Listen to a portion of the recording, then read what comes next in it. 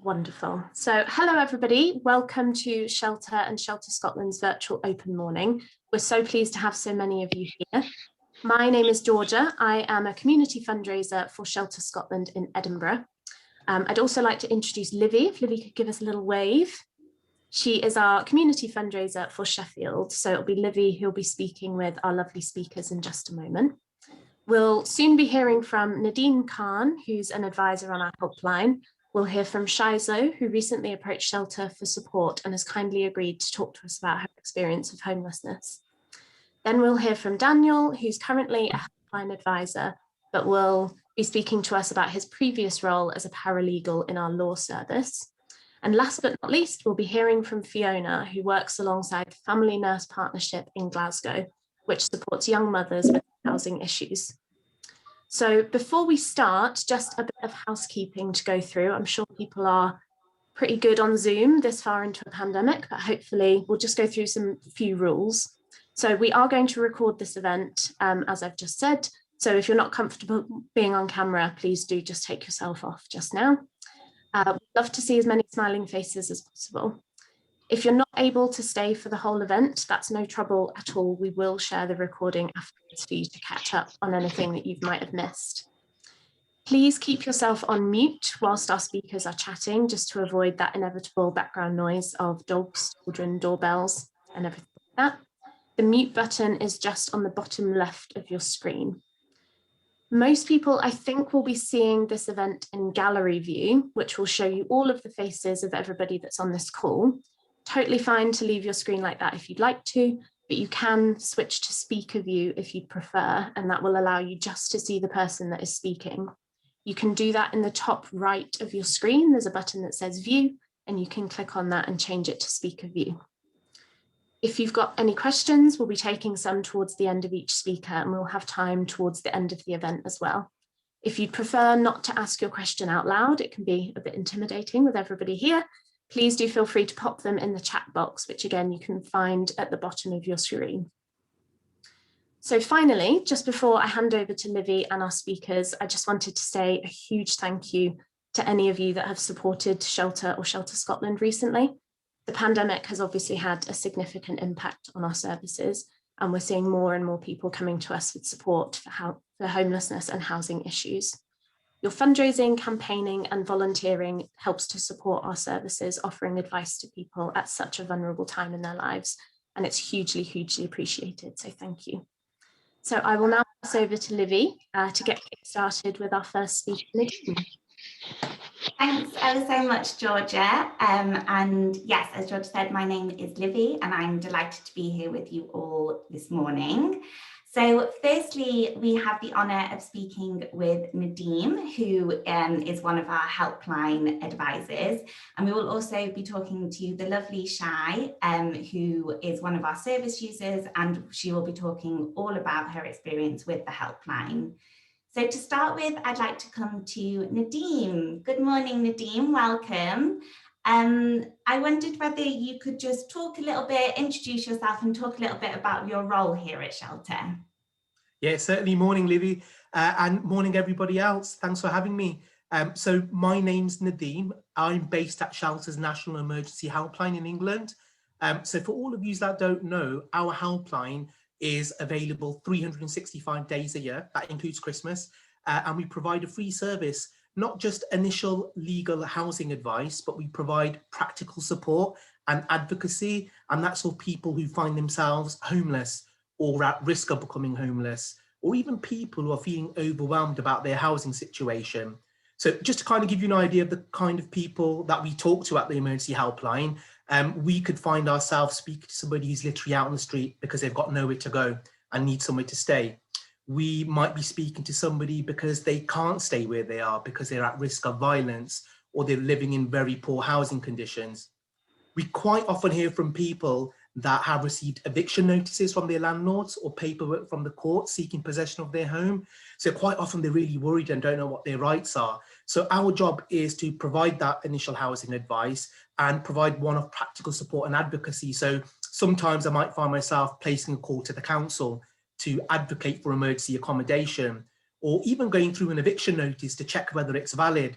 Sometimes I'll even find myself phoning landlords to explain what a tenant's legal obligations are, because some landlords, not the majority, but sometimes they'll try and illegally evict, and it's our job to fight people's rights and explain to them what their rights are. So yeah, we can put together practical letters, advocate on your behalf, and provide you with initial advice. I'd just like to add, it's not just initial housing advice, but we also provide initial advice around benefits and debt issues, providing it's linked to your housing.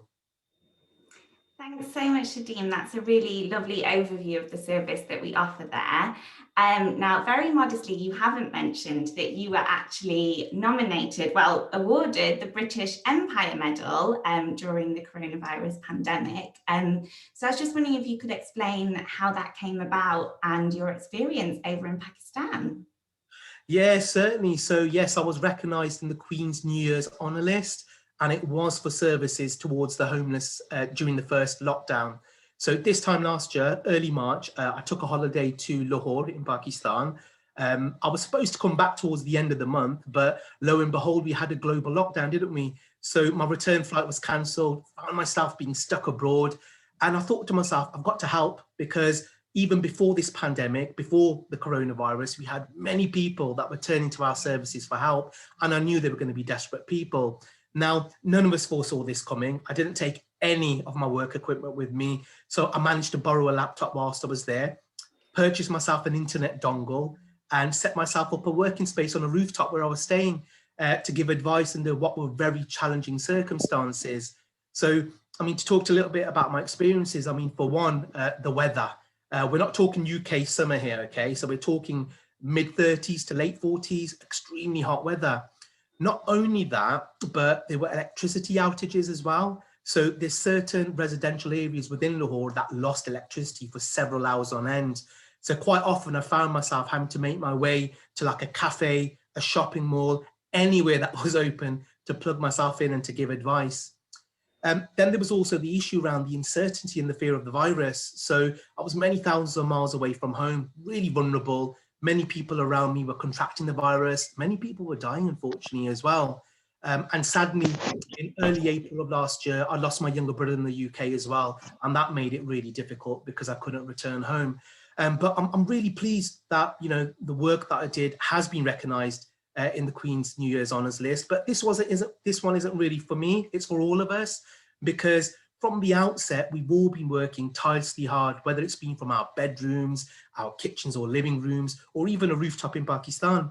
I'm really proud of the way that shelter's been there from the start for people when the lockdown came into place. I'm really proud about how we continue to be there for people. Yeah, well, that's amazing, Nadeem. I mean, you kind of went above and beyond what was required of you. So it's very, very much appreciated. I guess it would be really interesting to understand the impact of the pandemic and what that has kind of, the impact that that's had on our helpline. If you could just explain whether it's changed the type of query that we're seeing coming through, whether there's been an increase in phone calls. Certainly, Livy. So, I mean, our helpline's been flooded with people, particularly renters that are worried about how they're going to pay their rent. As you can appreciate, a lot of people lost their job. A lot of people have been furloughed, which means their rents are unaffordable. We've also got a lot of renters that are receiving eviction notices from their landlords because they're accruing rent arrears. And while it's a huge sigh of relief that there is an eviction ban in place in England until the end of May, that still doesn't stop people being evicted if they've got more than 6 months rent arrears. And as you can appreciate, we've got many people in that situation. We've also got the situation with domestic violence. So we're hearing from a lot of people who are suffering from domestic violence. So this isn't just physical violence, but emotional abuse. And we think that's really partly down to the lockdown and people not being able to leave their homes. And then we've got those people that are being illegally evicted by landlords. And I've got to say it is a minority, because the majority of landlords are decent and good, but you've got some unscrupulous landlords that will try and circumnavigate the eviction procedure and try to evict. So these are the sort of calls that we're getting through at the helpline. And I think the effects of the pandemic aren't going to go away anytime soon, because right now at the helpline, we're requesting emergency accommodation from councils for everyone who's rough sleeping or at risk of rough sleeping. And that's really in line with government guidance that's been given to councils to accommodate everybody during the pandemic. But as time goes on and councils are no longer having to accommodate, we're going to find people falling through the cracks. So particularly like single adults with no vulnerabilities and people with no recourse to public funds. But I've seen nothing like it. You know, we're overstretched here at the Helpline. We're hearing from people day in, day out about this situation. Yeah, I mean, and we're definitely hearing, I think, as all shelter staff, just about that demand. So again, thank you to you and your teams, because I know you're working endlessly to support as many people as possible. So a huge thank you. I guess that leads me on. I'm just wary of time to kind of my final question, and then we'll go on to Shai and open it up to the audience. But could you explain what your favourite thing is about working for Shelter? Yeah, certainly. I think I speak for everybody at Shelter when I say this, correct me if I'm wrong, but I mean, I think it's a privilege being part of a charity that fights for the right to a safe and secure home for everyone. And everybody at a shelter that I meet, they just enjoy helping people in housing need. So I quite enjoy fighting for people's rights. So when people are being turned away from the council, fighting their corner, getting onto the phone and getting that emergency accommodation. And I just want to take this opportunity as well to thank all our supporters as well, because our supporters play a fundamental role. You are the backbone of Shelter. And if it wasn't for you, we wouldn't be able to do most things that we do. So, I mean, you should really be proud of yourself. So thank you very much. Thank you ever so much, Nadeem. So Nadeem is going to stick around, but I'm just going to move on to talk to Shaiso. So Shaiso found herself in a situation where she was homeless earlier this year, and she had to use our helpline. So Shaiso, if you are okay just to introduce yourself and explain a little bit about your experience with Shelter. Yep. Hi, guys. My name's Shaiso, but you could call me Shai. So I was working in the hospitality industry. And on the first lockdown, I was quite lucky that I still had quite a bit of my savings. So that got me through. And in the grace of God, I was able to get a job for right after the lockdown. It was in a hotel, so around June I started in that hotel, and by November we then got the news that we're getting another lockdown. At that point, that's when my GM had to make the difficult decision of letting at least 2 people go, and had to be the recent people. So I found myself, because my accommodation was also attached to my hotel, to my employment. So unfortunately, I was finding myself jobless, homeless, all in one go. And from the 15th of November till the 2nd of December, I was trying to see which council borough could actually help me. Because since I had moved from Southwark to Harrow, I was kind of in the middle. So I didn't know what the rules and regulations are. And one of my friends actually said, I think it's time you call Shelter and see what kind of assistance they can give you. And on the 2nd of December, that's when I called them. And yeah, that's when I got in touch with someone in literally 5 minutes. The person who answered the phone connected me to a lovely lady called Lily, who was really sincerely helpful, and she actually contacted Southwark and fought for me. Like Nadeem said, Shelter was able to have that information to know what kind of rules and regulations they are, and then they found out that I was actually part of Southwark Borough. And in the same day, I got my temporary accommodation. So yeah, it was a very quick and easy process, to be honest. And in the same process, I actually got help with what I was dealing with, which was my mental health. And at that point, that's when I decided with Lily, we could go forth to see how I can actually tackle that. So it wasn't just the housing situation she was dealing with, she was also dealing with my mental health as well, and to see what kind of steps we could take to tackle both. So I believe it was the best call that I ever made. So yeah. Oh, that's wonderful to hear that you were able to make that call and get that support, and that Shelter are really there to offer that full rounded support to you. But it's really heartbreaking to hear that you found yourself in that situation. I think common for a lot of people this year, with the impact of coronavirus. I think you mentioned that you're now living in temporary accommodation. I guess to some people here, we probably wouldn't fully understand what temporary accommodation looks like, what that means. Would you be able to expand on that a little bit? Yeah, definitely. To be honest, even I didn't know, so it's totally understandable that no one has a picture of what it is. I was brought to a studio flat, and to be honest with it, I feel as if Lily really spoke to them to explain to them what kind of situation I was in. So they didn't put me in a house by myself, but at the same time, they didn't put me in a shared house. So it's as if I have my own space, but in the same breath, I'm not by myself. So it was the perfect fit for me. And yeah, and she did the whole process for me. She contacted the council on my behalf. And all I had to do really was just pack all my bags, find my way to the accommodation, and the landlord was waiting with the keys. Amazing. Well, we're pleased that we were able to give you that support. I guess, Shaiso, before you found yourself in this situation, did you have any kind of, I know that we find that there's a lot of stigma around homelessness. Did you have any preconceptions of what that might be? To be honest, not really. I had two friends who had gone through the same situation. That's where I got that information of calling shelter. The only thing that I was really worried about was, as anyone in that situation would be, is what am I going to do next? So it was more of a fear than a misconception, or, oh my goodness, I'm, feeling a certain way because I'm homeless. Because you find yourself in the situation because of different reasons. But to be honest, I never had that in the back of my head because I'd already seen people go through this. I'd seen the help that they had received. So I was just hoping that the same thing would happen for me. So yeah.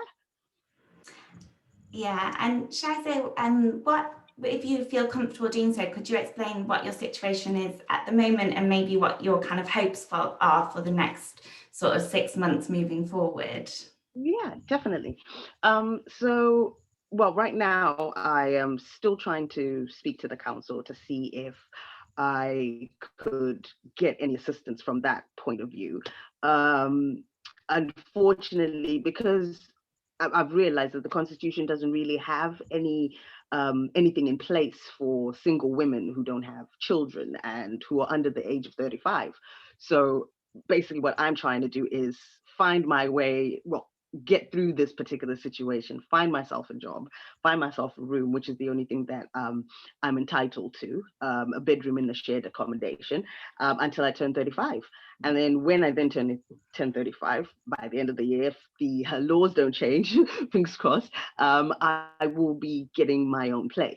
So I do see a light after the tunnel, but yeah, for now it is going to be a back and forth with me and the council for a bit, because right now I'm in the stage of my second appeal. I just got my notification a day ago for my first appeal, and it didn't go through very well. However, I am getting assistance from Lily to now put forward a second one. And I have also included the MP of Southwark as well. So hopefully, fingers crossed, thank you everyone who's wishing me luck, but fingers crossed, I'll be getting somewhere by the end of the year. Yeah, well, we have definitely got all our fingers crossed for you, and Shelter's definitely here to help you every step of the way. And Shaiso, I guess just for anyone who's listening who might find themselves in a similar situation, is there any advice that you would like to give to them? Yes, definitely. If you ever find yourself in this situation, I would say first call, do not make the same mistake I did. Call shelter first, because to be honest, it's not you trying to put upon it on someone. It's more of they know what they're talking about. They know the rules. Plus, you've got a sincere person on the other line. I'm not saying that obviously the council isn't sincere, no. But when you're talking to the council, you're talking to someone who's just doing their job, to be honest. But when I spoke to shelter, I felt as if they were very understanding to my situation. And I felt as if, at that point, I am talking to someone who actually understands or is trying to understand what I'm going through. So I would suggest the first thing you do is pick up the phone, call Shelter Helpline, and they will either direct you the right way, or they will actually be there step by step to get you through it. So, and I need to just take the time right now. That's the only reason why I'm doing this, to thank you guys, because I don't know where I'd be right now if it wasn't because of Shelter. I don't even want to dare think where I would be. So from people who love me and myself, we thank you, because I noticed that, when I picked up the phone, I got a sincere heart and nothing else. And everybody who's been helping me, down from Bill, who actually helped me travel from my friend's house to grab all my things just to come back into the temporary accommodation. I thank you. Susan has been great. She's been keeping in touch with me, trying to find out how things are going. So like I said, first thing you do, whenever you find yourself in this situation, call the Shelter Helpline, because from that moment, it will bring down any anxieties you have. And then from there, you will actually feel you've got control of the situation. Thank you so much, Shai, and thank you for sharing your story. I know that we've been in contact a little bit, and it's been an absolute joy to talk to you, and I've been astounded by your resilience, because I know that it's not an easy situation. So thank you very much. I know that you've said you're happy to take some questions if people have any. And also questions to Nadeem. I can see the chat box popping away, so I think people are really inspired by both of you. It's been lovely to see both angles of the helpline. So I'll pass over to Jackie, who will field some questions for us. Yeah, hi everybody, good morning. Yeah, we had a question in the chat box from Nadeem about what he said about the eviction ban not actually applying if people are in 6 months for arrears. So just wondering if you could shed a little bit more light on that, Nadeem, and explain why that works. Yeah, so I mean, the eviction ban, I mean, there is an eviction ban in place, but it won't apply. There's limited circumstances where it won't apply. So if you do have 6 months or more rent arrears, or if you're facing eviction for antisocial behaviour. Right, thank you very much for clarifying that. And we've had a question from Michelle, who is our superb question person today, saying, is there a time limit that Shelter provides accommodation? So I was just wondering if you could shed a bit of light on what we do with regard to accommodation and time limit issues, please. Well, I mean, we don't provide accommodation as such as a charity, but what we'll certainly do is we will advocate on your behalf to try and secure you accommodation, whether that's via the council, whether that's via an accommodation provider, and everybody's rules will vary. But as a charity, we don't provide accommodation, I'm afraid. No worries, thank you for clarifying that. And question from somebody called Kate. How many advisors do we have on the helpline at the moment? Oh, okay, that's a top of my head, 40, 50, top of my head, I think, telephone advisors. Wow. Also, and how does, this is my question, how does that compare with the amount of advisors prior to the pandemic? And if you could wave a magic wand, how many advisors would you like? Sorry, could you repeat that question again, Jackie? Yeah, sure. How many advisors did we have on the team prior to the pandemic? Okay, so we had about half of that, so maybe 20, 25 prior to the pandemic. And then there was a recruitment drive because we were totally overwhelmed with calls at the helpline. We had to recruit new advisors. So now we've got about 40 or 50 at the moment. And if I could wave a magic wand, I'd have as many as I could, to be fair, because there's so many calls we miss coming through to the emergency helpline that we haven't got enough advisors. If it was up to me, hundreds and hundreds. Awesome, thank you. Yeah, that's ooh, 1 second, Mike. Yes, we've got another question. Yeah, from somebody called Anna. So you mentioned emergency accommodation at present being found for everyone, maybe it wasn't before. Is there anything we can do to ensure accommodation is always available for everyone?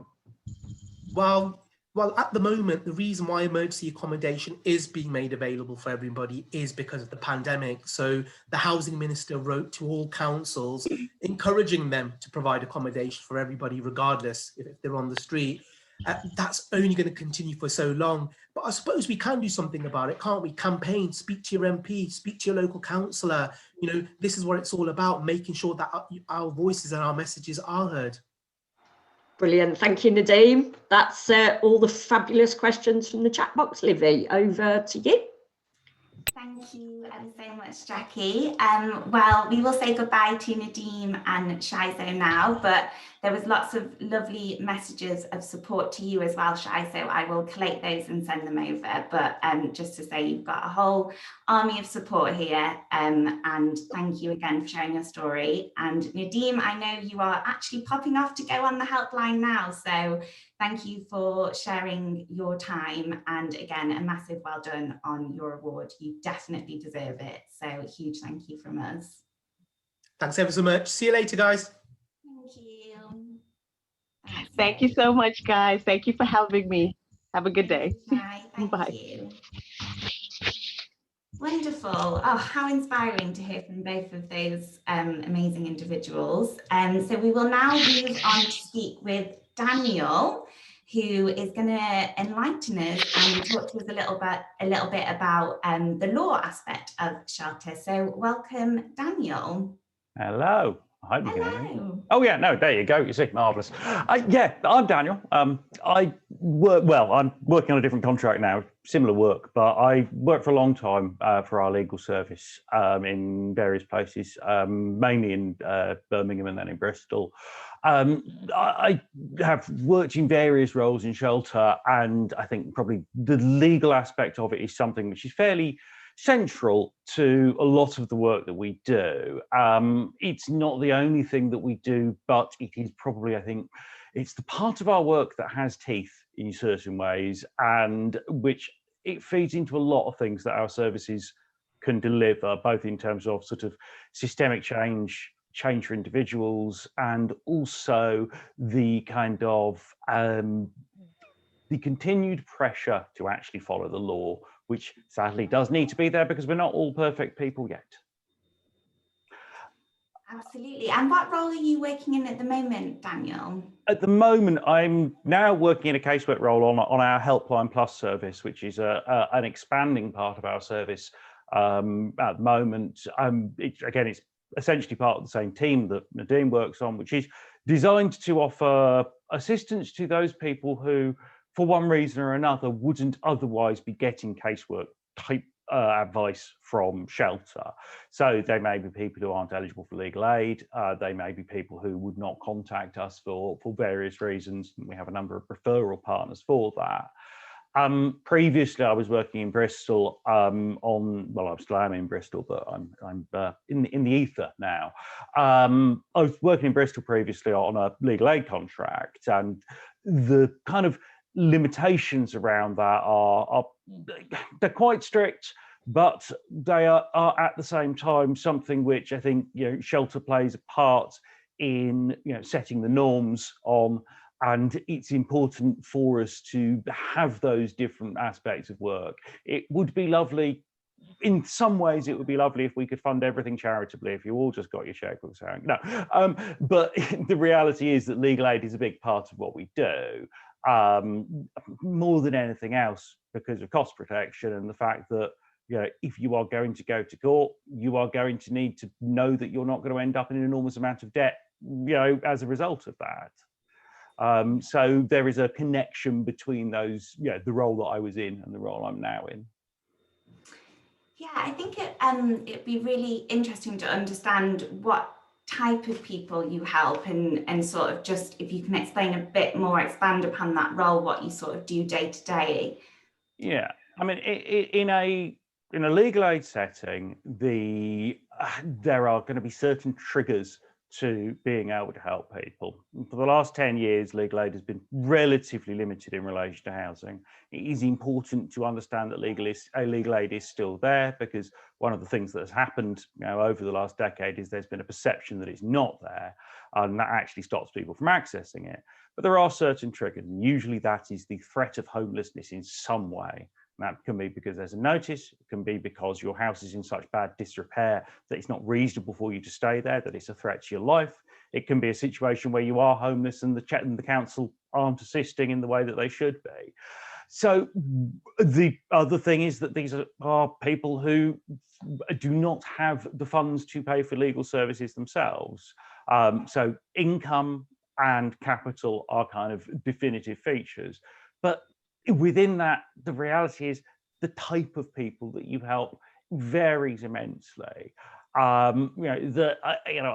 have worked with people who, I've worked in the last year under legal aid contracts with somebody who was a millionaire when he was a teenager, through to people who are, where multi-generational poverty is fundamentally the underlying issue.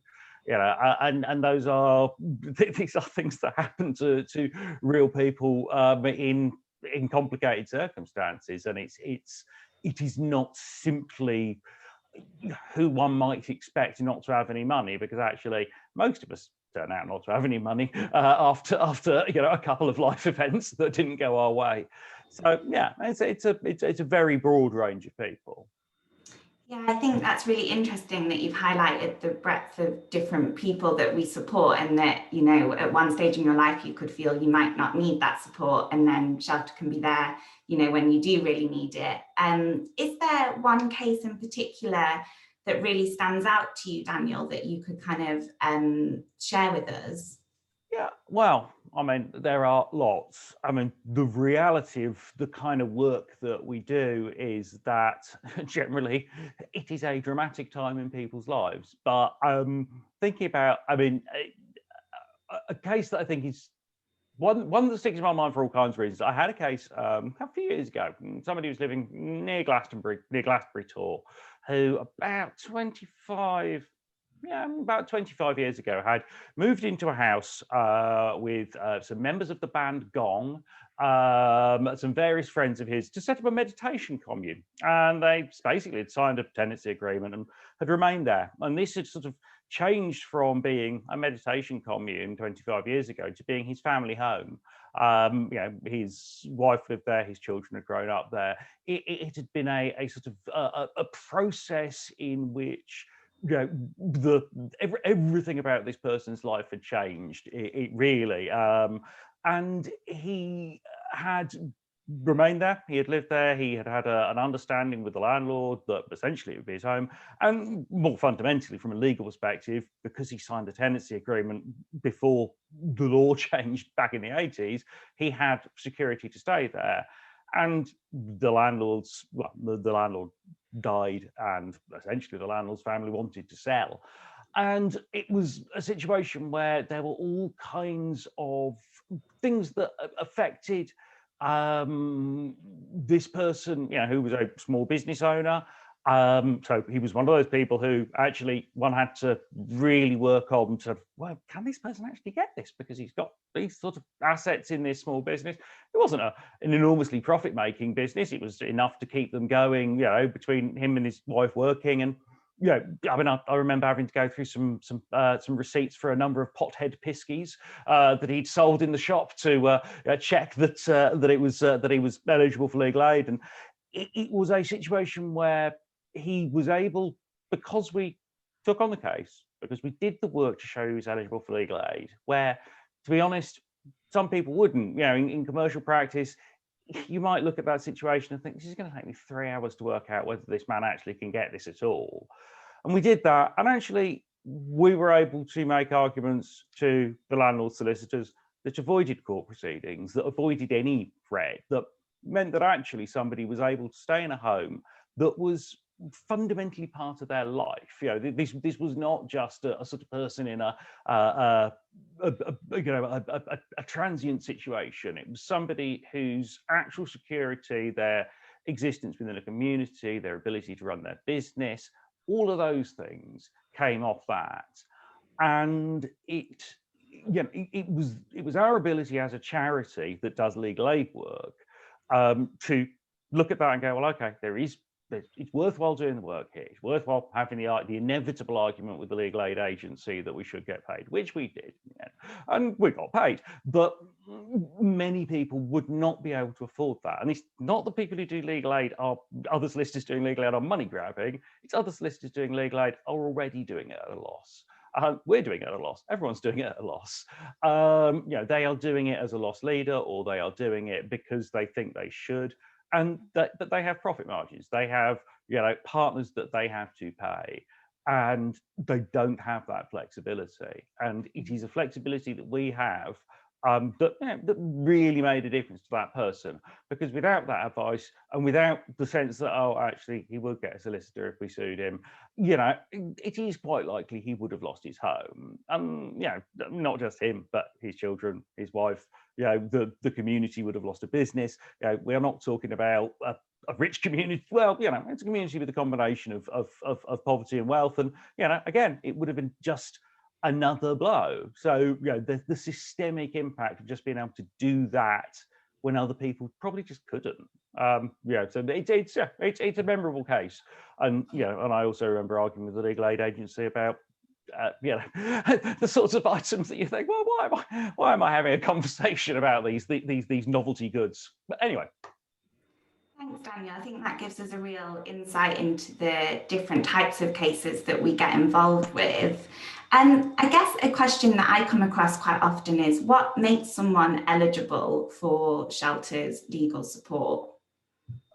As I say, there are two sides of it. There is both what we call scope, and there is eligibility. Scope is that trigger point of essentially something which threatens homelessness. If you are homeless, or you don't think you're going to be able to remain in your home for good or bad reasons, then you will be within scope. If you can afford to pay for legal aid, to pay for legal services, you probably won't be eligible. But the reality is that there are a number of cut-offs, and fundamentally, if you're getting an income-based benefit, you don't have more than £8,000 in capital, you will be able to access legal aid. There are other reasons, though. People who are in work, a number of people who are in work are surprised to find that they are eligible. I've talked to a lot of people who go, oh, I won't be eligible, I've got a job. And I thought, well, actually, you also have 3 children and your rent is this. And actually, if we add it up, your disposable income is less than £733 a month, and therefore, yes, you are eligible. So I mean, that is the cutoff point. Disposable income is essentially net income after tax, less your housing costs, less certain deductions for children, partners, work, those sorts of things. So I mean, it's not based on anything other than that. It isn't based on your immigration status. Everybody has a right to have access to justice. It is important for people to recognise that, because people often will think, well, I can't get legal aid because I'm currently an asylum seeker and I'm waiting for status to be granted, etc. And those things just don't apply. In the end, it comes down to your income. That's really, really interesting. I know it's definitely a question that comes up a lot when we go and talk to community groups. So thank you for expanding upon that. I guess, Daniel, one of the questions we might have is, what impact does the shelter legal service really have, would you say? I think there are 3 things. There is an impact for people. You actually make a difference to people's lives and to their communities. For every person that you help, you have actually either positively or in a negative sense help people, because they then haven't got to go and do the other things that will flow from that. But there is just the direct and indirect impacts of the work you do itself. There is the work that we do, and we are increasing our strategic role.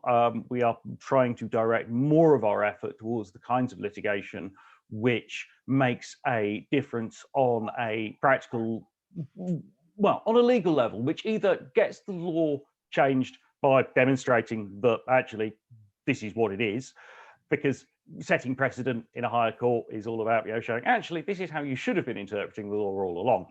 So there are those things that are around the law as a kind of formal construct, with making the changes to either interpretation of the law or putting pressure on the government through showing where the gaps are to get changes made.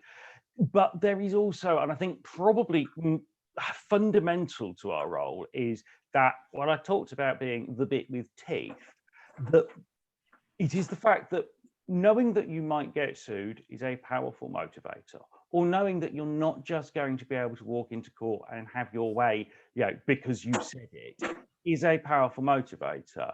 Because actually, what tends to happen where you don't have legal aid coverage, where you don't have those protections or counterbalances, is that you don't get compliance. You get landlords, you get local authorities, you get courts that will do things in the way that is most convenient. Most people are not trying to do things wrong, but what happens is, things go through on the nod. Things happen because you just think, oh, well, that's the way we all do it. It must be right.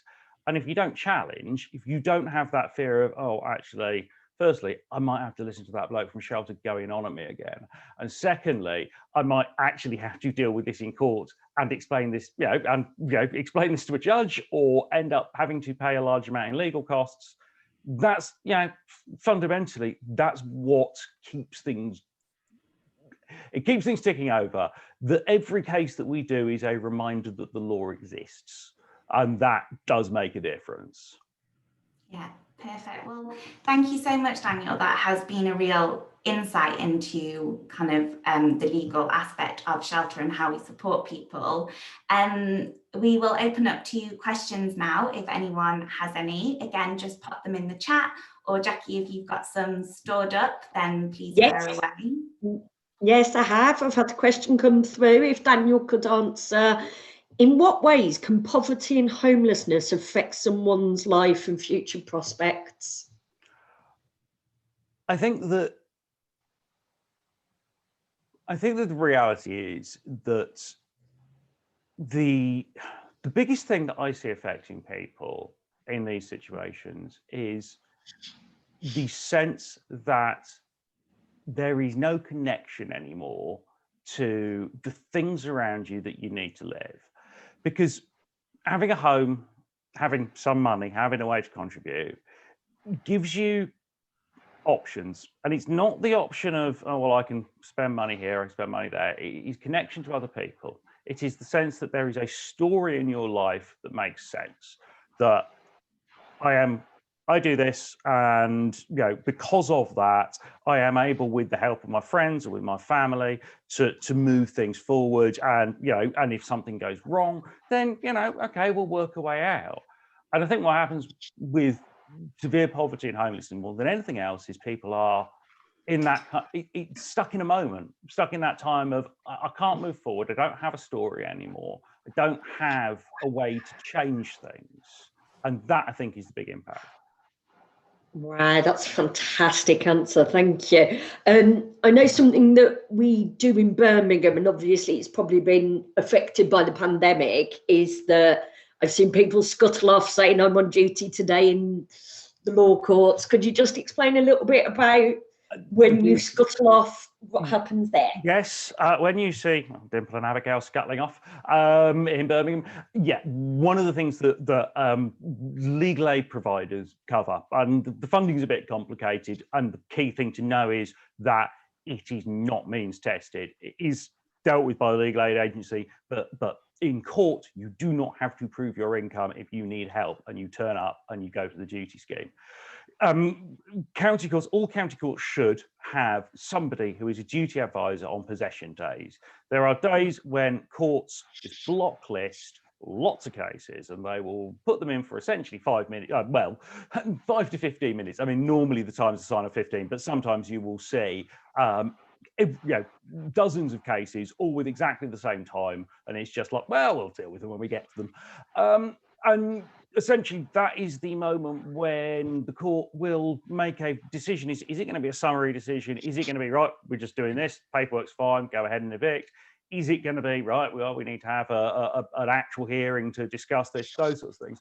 And what the duty solicitor is able, or duty advisor, not always a solicitor, is able to provide is actually somebody who will run around talking to dozens of people, sometimes getting very quickly getting notes from people, and just actually being able to speak to the court on your behalf and say, okay, this is the situation, or these are the questions. Very often it's, these are the things nobody knows at the moment.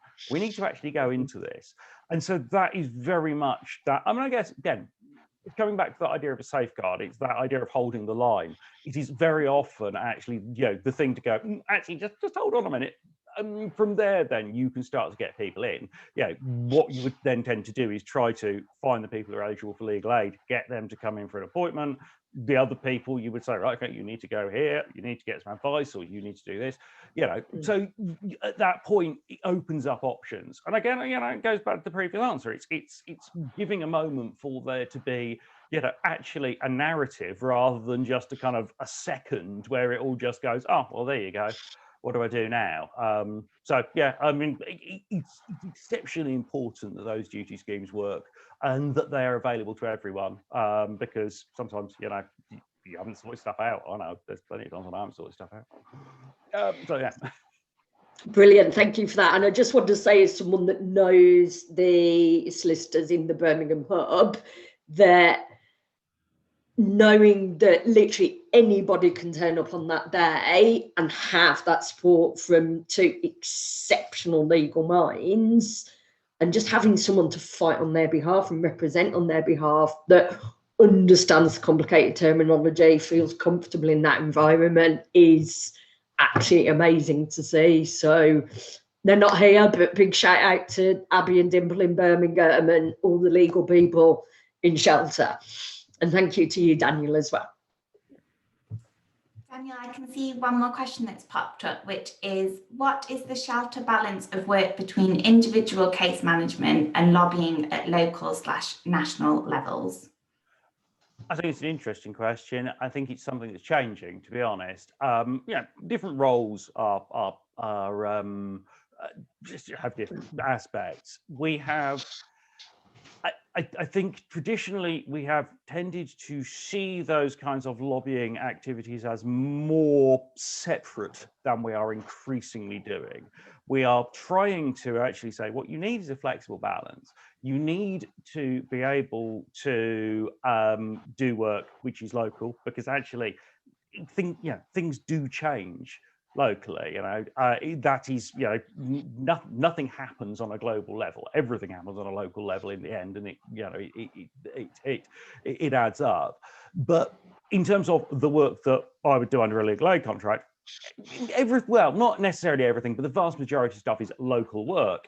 But there are questions about, well, what do we do with this? How do we work on this? Who do we work with? So it's more about actually I guess it's more a qualitative than a quantitative issue. We are starting to recognise that the qualities that we bring to our work need to incorporate more of that connecting to other people and connecting to the local, the kind of strategic stuff, because actually it shouldn't be an either or. It should be both. That's because if we're doing it, that okay, maybe some things are a weird fluke. Most things aren't a weird fluke. If you're encountering something, it's because there's a problem there, and it's almost always a systemic one. So it's actually saying these are the same thing ultimately, and we find the connections between them, and that's how we make it work. Thank you. And yeah, really important note, I think, to finish on. So Daniel, thank you ever so much for joining us today and for all that wonderful insight. And yes, thank you very much. And we'll hope to hear from you soon. If there are any more questions, we'll pop them through to you and respond to people. That's great. I'm going to have to flee now. I'm very grateful for all your time. I do hope you have a good day. Yeah, watch out. See you soon. Cheers. Thanks. Bye. Thank you, Daniel. Thank you. And so finally, we will head over to chat with Fionna, who is from Shelter Scotland. Good morning, Fionna. Hi. Hi. Hello, welcome. Thank you so much for joining us today. I wonder whether you could just introduce yourself and talk a little bit about your role here at Shelter. Yeah, sure. Well, my name's Fiona and I work in the Glasgow hub for Shelter Scotland. And I work as a housing advisor to the Family Nurse Partnership, which is an advice role like the other advice roles, but I've got a very specific client group because all of the referrals that I get come from the NHS Greater Glasgow and Clyde Family Nurse Partnership. So I joined Shelter. I suppose I've been doing the job for about a year. In fact, a year this week. I think 10th of March I joined Shelter last year, 3 days before we went into lockdown. So that's good. And the service was launched in June last year, and there's sort of 3 strands to it. I provide sort of normal referrals, so I'm providing direct advice to clients and working with clients directly. But I also provide a second tier advice service so that the family nurses have questions about housing or uncertain of whatever, they can get in touch with me by phone or email. And then the third element of it is, I suppose, more about teaching someone to fish as opposed to giving them the fish. It's actually running kind of like rights awareness sessions, that type of thing. We've only just really started doing that, but to upskill the family nurses so that they've got a better understanding of what their clients' housing rights are. So, yeah. Yeah, really important work, and happy 1 year anniversary with Shelter. Thank you. Could you expand a little bit more about the Family Nurse Partnership, what it is and who in particular you help? Yeah. Well, as I said, it's part of the NHS in Scotland, and there are family nurse partnerships in pretty much, I think, most of the local authority areas in Scotland, but Greater Glasgow and Clyde is by far the largest, because I think probably about 1/5 of Scotland's population probably lives in the Greater Glasgow and Clyde area. So what the Family Nurse Programme is it's and I looked this up this morning because but a licensed intensive preventative home visiting program, which was developed over 40 years ago in the US, and started in Scotland in 2009. And the aim of the Family Nurse Partnership is that it's about improving outcomes for young first-time mothers and their children. So they only work with clients who are aged under 20 when they've become pregnant. So they're all, and the youngest client I think that they've had, although I've not been able to work with them because we're not allowed to work with anyone under 16, but is 13. So, you know, they're working with very young, inexperienced mothers. Generally, those mothers come from, you know, have come from a very disadvantaged background. They've probably got more than one factor of disadvantage. So whether that be poverty or, you know, they're broken, you know, where their parents' relationship has broken down, or their parents may have had addiction issues and so on. So they've come generally from quite a poor, and haven't maybe had very good parental role models. So when it comes to looking after their own children, the aim of the family nurses is they work with the mothers from the early stages of pregnancy up until the child is 2. And it's a much more intensive visiting program than the normal health visitor program. And they will talk with them about pregnancy and birth outcomes, but also about improving child health and development, helping them to sort of like develop economic self-sufficiency, so that they're able to therefore be those first 2 years of the child's life are so critical to be able to establish a kind of feeling, I think, of it's focused on working with the mothers, focused on the child, but together. And you know, the family nurses are just amazing people. They really are, because they need to be, you know, they just need to deal with anything that's thrown at them.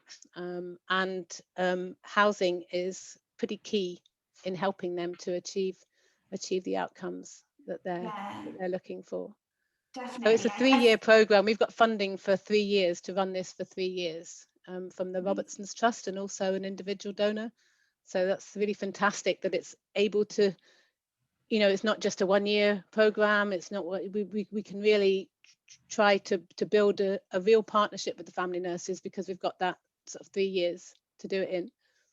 Yeah, definitely. I guess that leads on really nicely to my next question. How important would you say a stable home is to a new mother? I think absolutely fundamental. How can you, deal with, how can you deal with all of the issues that you've got, life issues that you've got, if you don't actually have somewhere that's safe and secure and affordable, which you can actually call home, and to actually create a base for your child? It's absolutely, I mean, there's a report done by the National Child Bureau, which kind of goes on at the importance of housing to the health of children. And so things like, safety in the home, a lot of accidents happen in the home, so you need to have a safe home, a cold home. If you're in fuel poverty and you can't afford to heat your home, that leads to respiratory diseases and childhood issues like that. Overcrowding, poor conditions has an enormous impact on mental health. The stress that creates on the child, being able to deal with things, it has a knock-on effect which lasts much longer than just that immediate sort of period, both in terms of their emotional and physical health. And I think as well that not having a secure home, the impact on the mother's mental health. I mean, nearly all of the clients that I deal with, probably about 75 to 80% of clients have some kind of mental health issues, generally anxiety, depression. And I think a lot of that is trying to cope with the pressures of being a young mother and not having anywhere that's your own space that you can call your own. I think is so difficult. So I would say housing is kind of at the heart of everything. And we did a survey when we started we did a survey of all the family nurses, and probably about 30% from that, about 30% of their clients have got housing issues which they were struggling to deal with. Yeah, I think you've highlighted so clearly how important the home is, and I mean, it is just crucial. So thank you for kind of delving into that a little deeper. If you feel able to, would you be able to share a client's kind of journey and story with us, maybe someone that you've helped along the way and why they found themselves in the situation they did? Yeah, I mean, I've got a specific story, but just generally, if you can imagine, say, a 17 or 18-year-old girl who falls pregnant, generally they're still living at home. They're living at home with their family. The addition of a baby may then create overcrowding in that household. There's probably tensions. It's probably not, wasn't necessarily what they set out, that there can be tensions created with the parents then in terms of, the pregnancy itself and so on. So a lot of that probably about half of my clients have probably already, living at home. But I can talk about one particular case, and I guess this is relatively typical. This client was 20, and she was of her first pregnancy.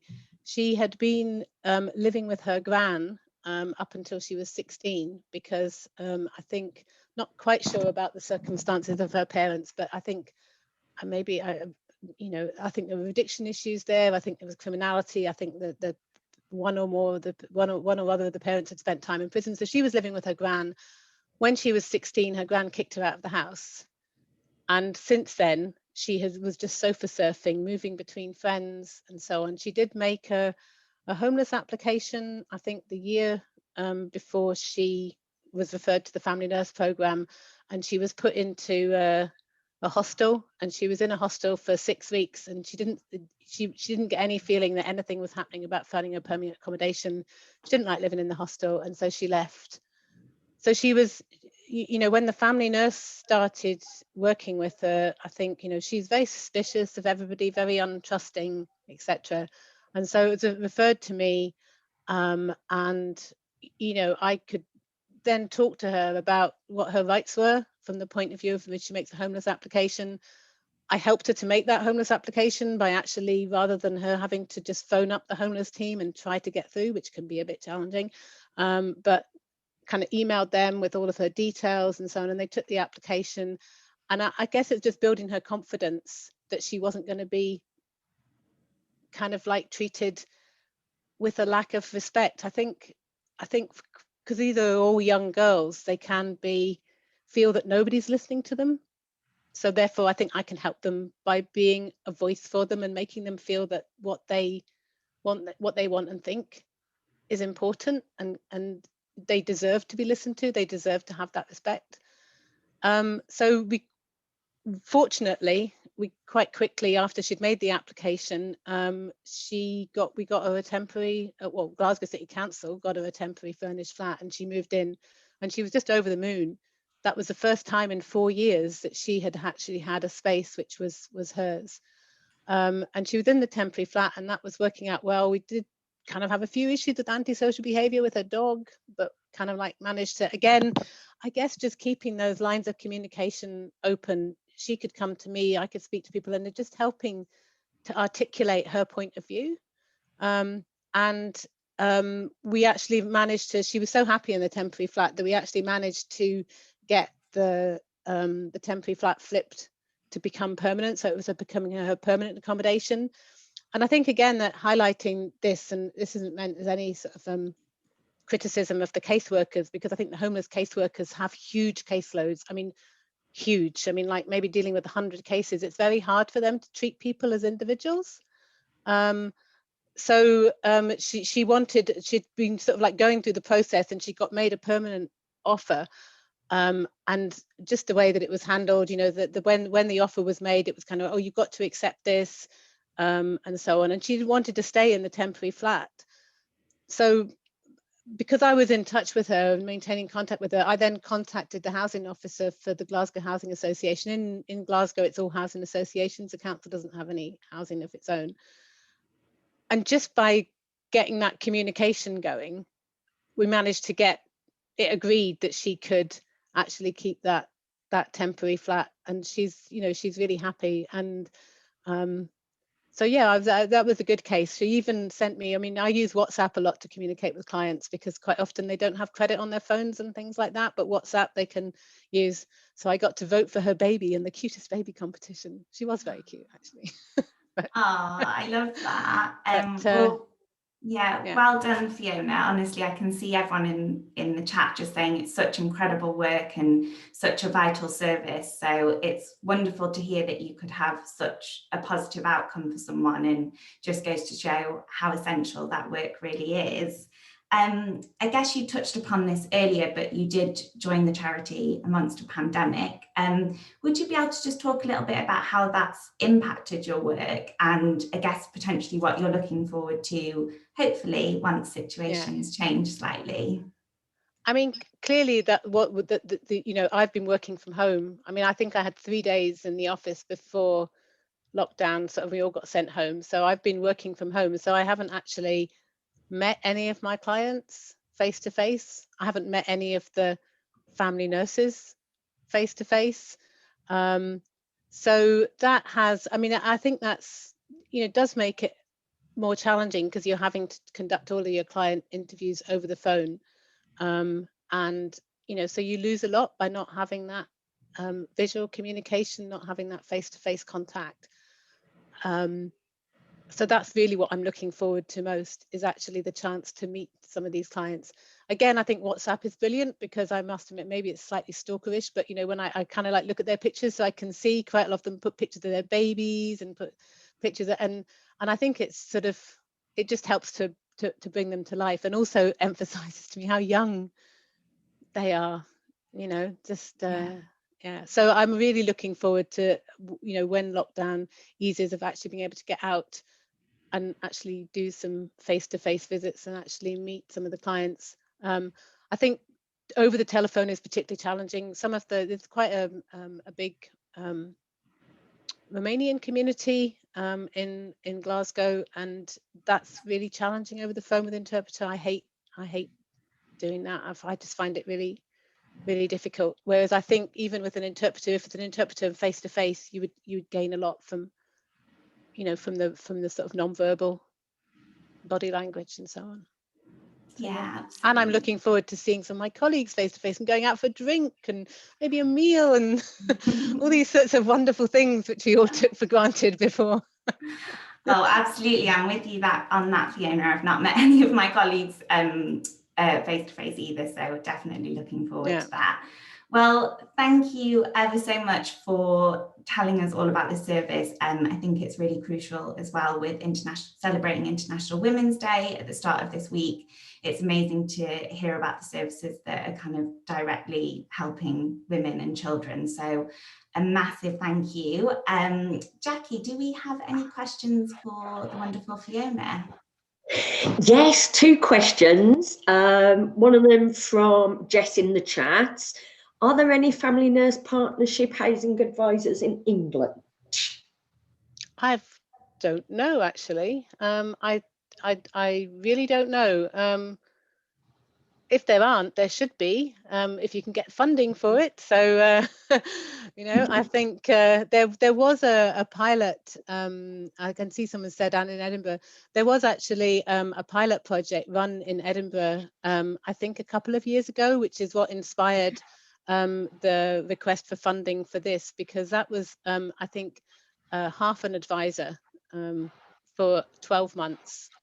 And I think that was just so the feedback from that, from the Family Nurse Partnership in Edinburgh, was so positive that I think when the opportunity came, it just seemed such a natural fit for Shelter to work with the family nurses, because of the fact that it is about making long-term impacts and being able to make a real change and difference to not just to the mother but to the child as well. You know, I think it's just so good. So if there aren't, there should be. So fantastic, thank you. Slightly facetious question from me. Do you have any little baby Fionas named after you? Hope no, not at all. And Fiona's spelt with 2 N's, so probably if they did name them after me, they would probably get it wrong. They'd probably just spell it with 1. We can work on that. Thank you so much. That's okay. It was really great to be able to speak to you all. Yeah, thank you once again, Fiona. That has been really, really wonderful to listen to and just hear more about the incredible work that you're doing. So thank you very much, and definitely enjoy that drink with your colleagues when you can. So yeah, thank you again for joining us this morning. And thank you to everyone for listening. I hope you've enjoyed it as much as I have. I'm going to pass over to Georgia just to round up now, but thank you once again. That's lovely. Thank you, Livy. I mean, I just thought that was fantastic. A huge thank you to all of our wonderful speakers, Nadeem, Shaiso, Daniel and Fiona. Obviously, hearing about your work is just really, really inspirational and interesting, especially at a time when we're all trapped in our houses and everything can seem a bit heavy at the moment. So it is really, really interesting to hear about all the wonderful work that's going on across the charity. Thank you as well to the lovely Livy for asking all the questions. For those of you based in England, we have recently launched our 2nd emergency appeal to raise funds to support our helpline, where Nadeem is currently working at the moment, whilst we attempt to help those affected by COVID-19. So if you are able to donate, that would just be incredible. I think the link for the appeal is being popped into the chat for you just now. For those based in Scotland, the Kilt Walk is running its virtual event at the end of April. So you can take on absolutely any challenge that you wish, and the Kilt Walk will top up any donations by 50%. So it's a really, really easy way to fundraise, and myself and my colleague Emma are here to support the whole way. For any more information on that one and to sign up, the link is also being put in the chat as well. We do have campaigning and volunteering opportunities. Please do visit our website to keep up with all of that.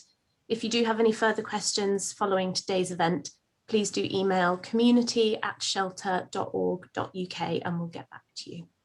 A massive thank you to everybody who has come along today and for the support of our wonderful, wonderful speakers. We do hope you found it as interesting as we did. So thank you so much for coming and enjoy the rest of your day. Thank you, everyone. Thanks, everyone. Thank you so much. Thanks a lot.